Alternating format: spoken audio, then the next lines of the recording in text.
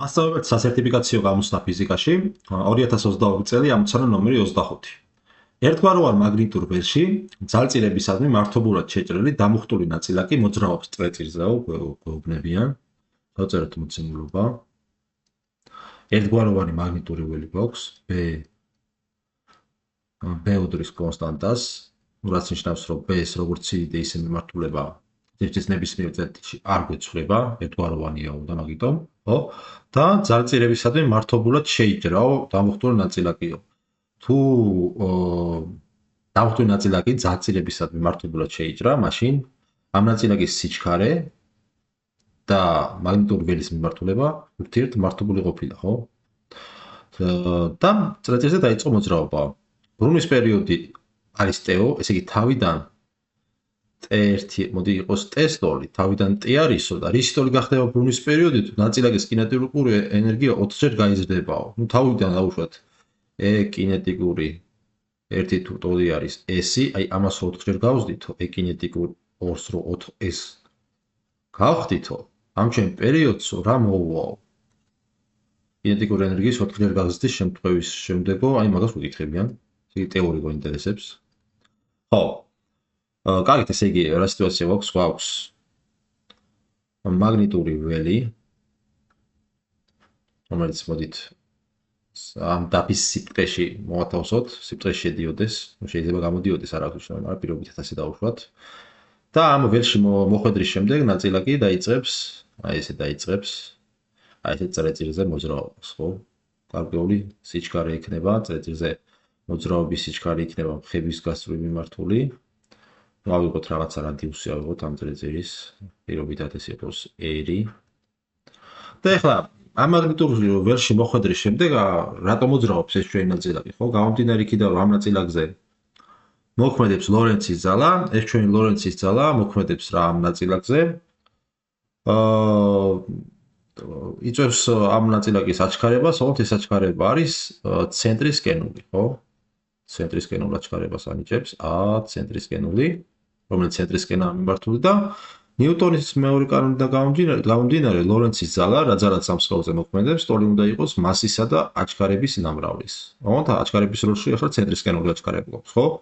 მაგრამ მეორე მხრივ ლორენცის ძალა ხო ტოლი არის Q, ამ დამუხტულ ნაწილაკზე მოქმედი ლორენცის ძალა ტოლი არის QVB სინუს ალფასი.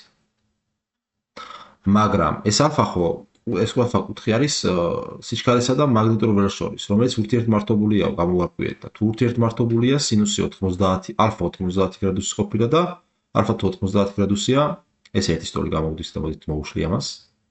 და აქედან რა გამოვდის ახლა ჩვენ, რომ აი ეს QVB ტოლი ყოფილა, აი M ცენტრისკენულის M-ჯერ, მაგრამ A ცენტრისკენული თავისუფლად V კვადრატი შეფარდებული 1-თან. ეს V-ები შეგვეკვეცა და აქედან რა გამოგდის? აქედან ჩვენ გამოგდის შემდეგი რამ, რომ მოდი აქედან ვიპოვოთ V. აქედან V ტოლი იქნება R ავა ზემოთ, M-ი ჩავა ქვემოთ, ხო? რის ტოლი იქნება ესე იგი QVB-R, QV აღარ იქნება QB-R. შეფარდებული M-თან, ხო? ასე. მაგრამ ჩვენ ახლა რამდენად პერიოდზე უნდა გავიდეთ, ხო? მაგრამ მეორე მხრივ სიჩქარე B აი ამ წრეწირზე მოძრაობის დროს ამ წრეწირზე ეს ჩვენი დამუხტული ნაწილაკი გაივლის მთლიან ერთ სრულ ბრუნს როცა შეასრულებს გაივლის ორი პირ მანძილს და ჩვენ ამას თუ შევაფარდით იმ დროსთან რა დროშიც ეს მოახერხა და გაიარა ეგ კიდე პერიოდია, ხო? ესე იგი მთლიანი სიგრძის გავლას რა დროშიც ამდური იმასთან თუ შევაფარდებთ მანძილი გაყოფილი დროზე არის სიჩქარე.